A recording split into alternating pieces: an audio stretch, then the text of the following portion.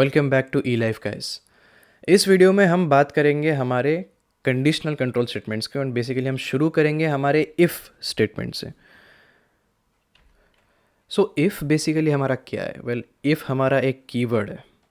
सो मैंने क्रोम में हमारे कीवर्ड्स सी प्रोग्राम में करके सर्च करने से मुझे एक टेबल मिला है जिसमें कि बेसिकली 32 कीवर्ड्स हमारे प्रेजेंट है। एंड आप देख सकते हैं कि इफ़ भी एज ए कीवर्ड यहाँ पे प्रेजेंट है। एंड सिर्फ इफ़ ही नहीं, बल्कि जितने भी मैंने आपको कंट्रोल स्टेटमेंट्स के बारे में बताए हैं, उनके जितने भी वर्ड्स मैंने वहाँ पे आपके इसके प्रीवियस वीडियो में मेंशन किए थे, सभी हमारे कीवर्ड्स हैं। फॉर हमारा एक कीवर्ड है एंड होपफुली यहाँ पे एल्स भी है, कहीं होना चाहिए हमारा। यस, एल्स यहाँ पे है। स्विच भी हमारा एक कीवर्ड है, यहीं कहीं होगा होपफुली। यस, स्विच भी यहाँ पे है। सो बेसिकली ये सारे के सारे हमारे कीवर्ड्स हैं। अब हम बात करते हैं हमारे इफ़ के स्ट्रक्चर के ऊपर। बेसिकली इफ़ स्टेटमेंट दिखता है कैसे? वेल, बहुत ही सिंपल है। आपको बस कीवर्ड लिखना है, उसके बाद आपको पैरेंथेसिस को ओपन एंड क्लोज करना है और उसके अंदर आप एक कंडीशन लिखेंगे। ओके, कंडीशन के बारे में बाद में डिस्कस करेंगे। उसके बाद हमें एक बॉडी क्रिएट करना है इफ़ का। जैसे कि हम देख सकते हैं ऊपर मेन का एक बॉडी है जिसको हम करली ब्रेसेस से डिफाइन करते हैं, वैसे ही इफ़ का भी एक बॉडी है जिसको कि हम करली ब्रेसेस से डिफाइन करेंगे। ओके, इसलिए मैंने यहाँ पे बॉडी लिख दिया, बट यहाँ पे एक्चुअली बॉडी लिखना नहीं चाहिए, यहाँ पे कोड लिखना चाहिए, क्योंकि इस मतलब इफ़ स्टेटमेंट के बॉडी के अंदर हम कुछ भी कोड लिख सकते हैं। बेसिकली ये कोड हमारे नॉर्मल स्टेटमेंट्स भी हो सकते हैं या फिर कुछ भी फंक्शन कॉल या फिर डायनेमिक मेमोरी एलोकेशन या फिर मेमोरी क्रिएशन, कुछ भी हो सकता है। इसलिए मैंने जनरली उसको कोड करके लिख दिया है। सो इसका वर्किंग कैसे है?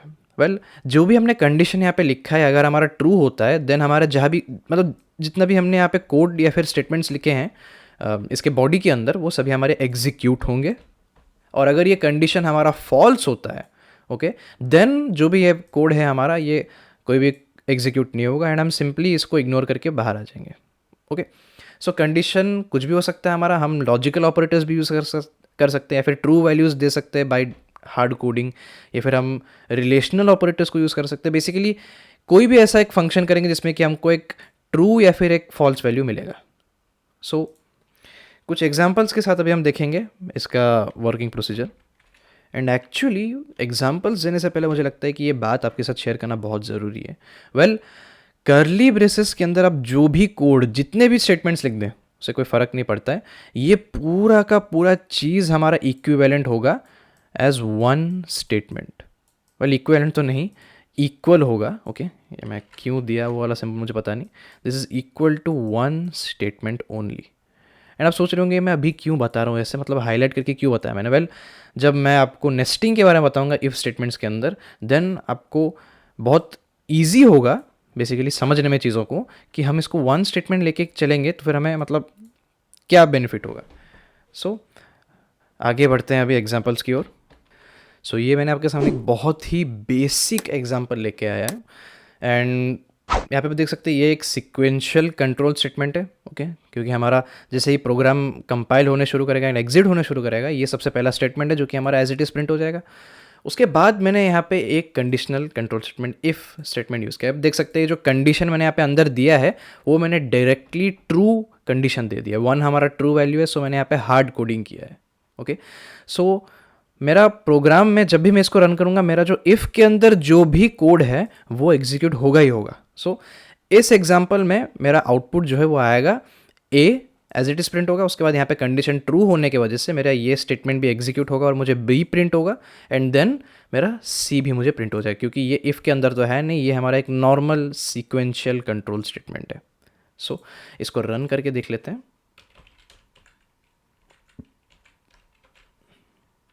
And yes, A B C हमारा as it is again print हो गया। एंड नाउ लेट्स से कि मैं इसके वैल्यू को फॉल्स कर देता, देन क्या होता है ना? अकॉर्डिंग टू हमारा वर्किंग प्रोसीजर, अगर यहाँ पे कंडीशन हमारा फॉल्स होता है देन इफ़ के बॉडी के अंदर जो भी मैंने कोड लिखा है वो मेरा एग्जीक्यूट नहीं होगा एंड सिंपली इग्नोर हो जाएगा।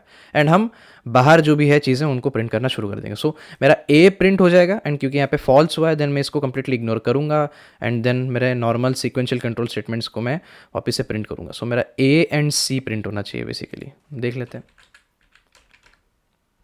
यस, अब बात करते हैं एक बहुत ही इंपॉर्टेंट पॉइंट की।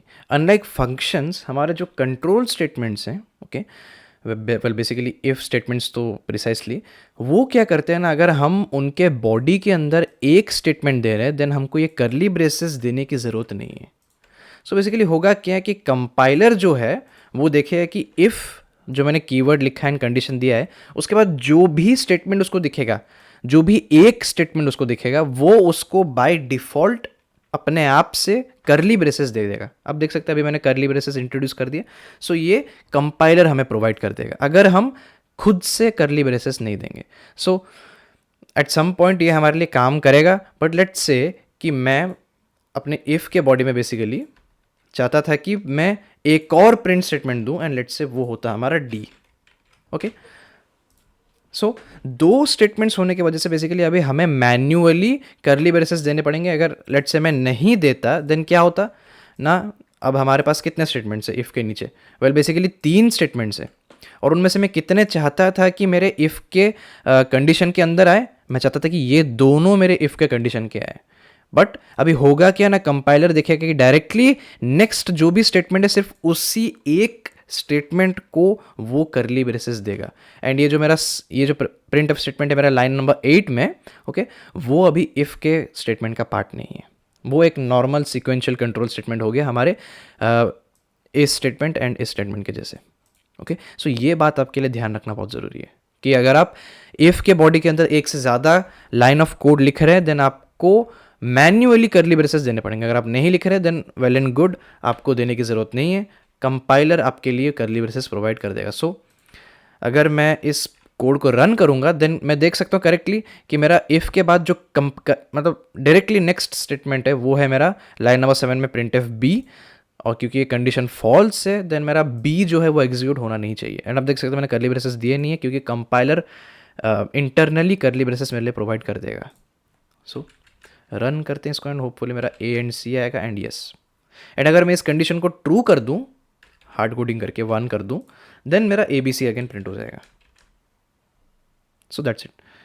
बट अब लेट्स से मैं इस केस की बात कर रहा था जिसमें कि मैंने बोला कि एक से ज़्यादा हमारे जो है कोड है, लाइंस ऑफ कोड, वो हमने इफ़ के बॉडी के अंदर मेंशन कर दिया. सो फिलहाल मैंने मैन्युअली करली ब्रेसेस दे दिए इसलिए कोई प्रॉब्लम नहीं होगा. ये दोनों स्टेटमेंट्स मेरे इफ़ के अंदर मतलब इफ़ के बॉडी के पार्ट है. सो अगर मैं इसको रन करूँगा, ओके सेव कर लेते हैं सबसे पहले. अगर मैं इसको रन करूँगा देन कंडीशन ट्रू होने की वजह से मेरा A B D C print होना चाहिए एंड हो भी जाएगा. बट अगर मैं कंडीशन फॉल्स कर दूँ देन मेरा सिर्फ क्या प्रिंट होगा ना, ए एंड सी. ओके, अब मैं क्या करता हूँ ना, करली ब्रेसेस को हटा देता हूँ. सो कंपाइलर क्या करेगा ना, जो भी डायरेक्टली नेक्स्ट स्टेटमेंट है इफ़ कीवर्ड के बाद वो सिर्फ उसी को करली ब्रेसेस देगा एंड मेरा जो है बी इन्फ्लुएंस होगा बेसिकली इस कंडीशन के साथ. सो अगर मैं इसको 1 करूँगा देन अगेन मेरा प्रोग्राम में A B D C print हो जाएंगे. ओके, लेकिन अगर मैं कंडीशन को अभी 0 कर दूँ, ओके, देन मेरा जो इन्फ्लुएंस में आएगा सिर्फ यही एक स्टेटमेंट है because that is the correct मतलब डायरेक्टली नेक्स्ट स्टेटमेंट.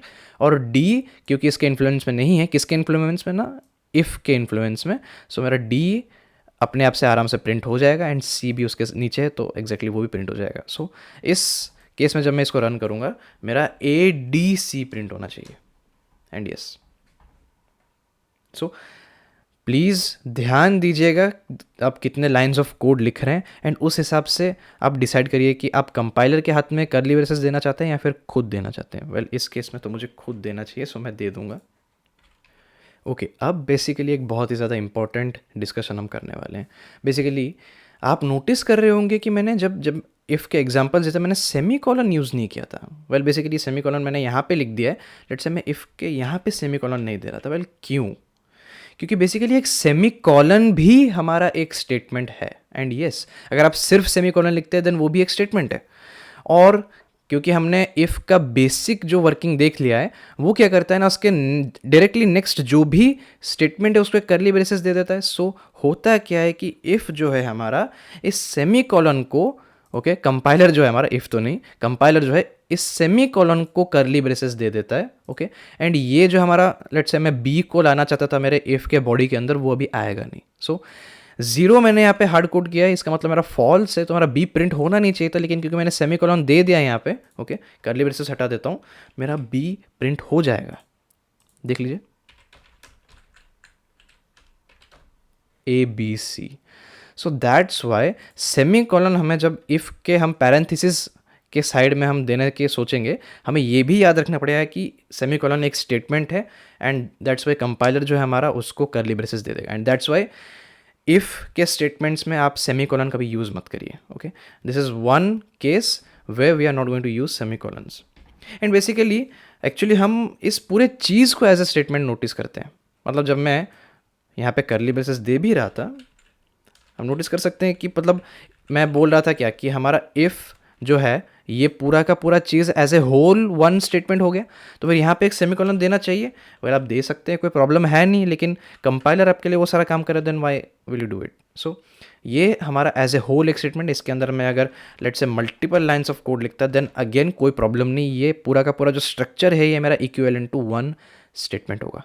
सो उतना अभी नेस्टिंग में फिर वो डिटेल्स में चला जाएगा, बट मैं अभी नेस्टिंग डिस्कस करना नहीं चाहता हूँ। मैं बेसिकली बहुत सिंपल आपको एग्जांपल देना चाहता हूँ। सो मैं सेमी कॉलन के साथ एक बार प्रिंट कर चुका हूँ एंड यस कर चुका हूँ। एंड लेट्स से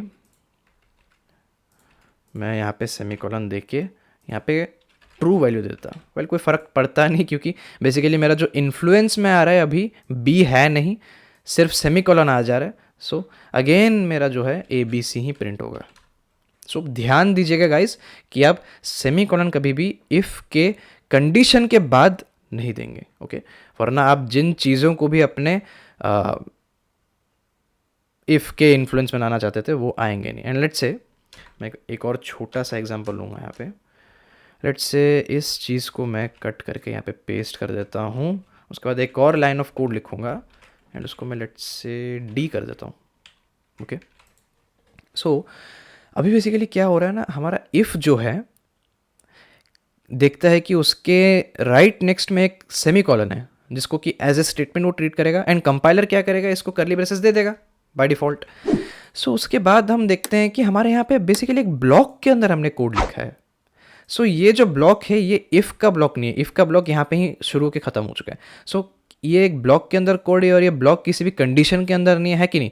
ये जो ब्लॉक है हमारा, ये एग्जैक्टली हमारा, मैं अगर इसको थोड़ा रीस्ट्रक्चर कर दूँ तो आपको क्लियरली दिखने को मिलेगा। येस, हमारा ये ब्लॉक जो है किसी भी कंडीशन के अंदर नहीं आता। सो ये अगेन हमारा एक normal basic sequential control statement हो जाएगा। ओके, सो हमारा B and D again print होना चाहिए। तो इस केस में क्योंकि वन से मेरा सिर्फ सेमी कॉलन इन्फ्लुएंस हो रहा है, देन कुछ फ़र्क पड़ नहीं रहा है, मेरा प्रिंट जो होगा A B D C print हो जाएगा। लेकिन अगर मैं यहाँ पे ज़ीरो कर दूँ, देन मैं क्या चाहता था कि मेरा बी एंड डी प्रिंट ना हो, इसलिए मैंने ज़ीरो किया। बट अगेन सेमी कॉलन मेरा इन्फ्लुएंस में आ रहा है, इसलिए मुझे क्या मतलब क्या देखने को मिलेगा कि मेरा again A B D C ही प्रिंट हो रहा है। सो अगेन एंड अगेन मैं रिपीट करूँगा कि गाइज सेमी कॉलन का कभी भी कंडीशन के बाद मत लिखिए। अगर आप लास्ट में लिखते हैं तो कोई फ़र्क नहीं पड़ता है। ओके, बेसिकली एक फॉर्मेलिटी के हिसाब से आप दे रहे हैं, देना तो चाहिए नहीं, आपके कोड की रीडेबिलिटी को मेरे हिसाब से मतलब ख़राब करता है। So why do we need to do it. Okay, so basically इतने ही एग्जांपल्स मेरे को आपको देने थे। ये एक लाइक बेसिक एग्जांपल्स वाला वीडियो था। लाइक नेक्स्ट वीडियो से हम ये लाइक पार्ट 1 है, पार्ट 2 में मैं आपको कुछ क्वेश्चंस कराऊंगा एंड बेसिकली कुछ चैलेंज क्वेश्चंस भी दूंगा, जिसमें कि आपका पूरी अच्छे से प्रैक्टिस हो जाएगा आपके इफ़ स्टेटमेंट्स का। और उसके बाद हम जाएंगे आगे इफ एल्स एंड बाकी तो बहुत सारे कंट्रोल स्टेटमेंट्स हैं। But for now it's all for this video and I will be seeing you guys in the next lecture.